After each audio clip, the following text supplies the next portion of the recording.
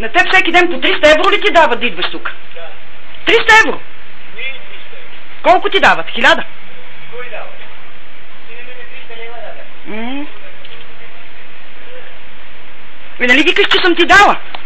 Нали викаш, че съм ти дала пари, па седи? Да. А? Да. Нали ти викаш, че съм ти дала? Да. Еми кажи ти да. Ало? Да не си някъде по улицата. Не съм още, кажи. Това при мен е тук, разправяме си го си.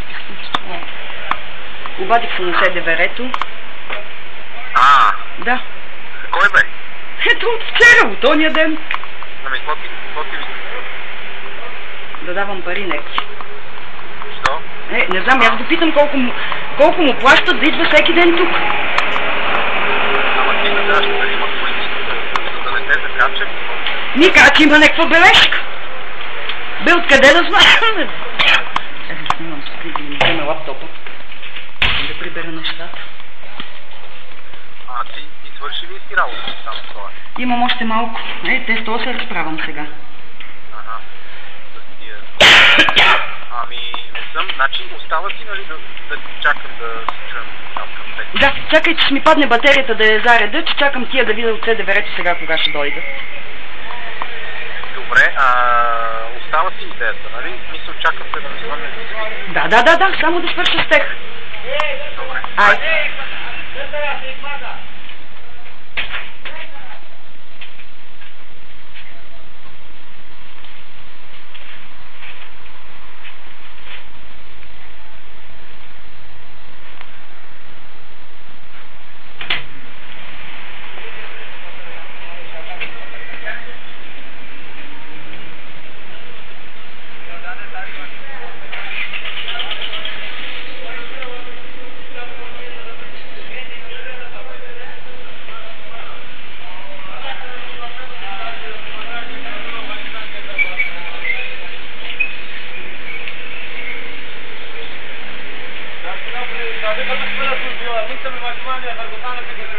Dacă nu mă rog,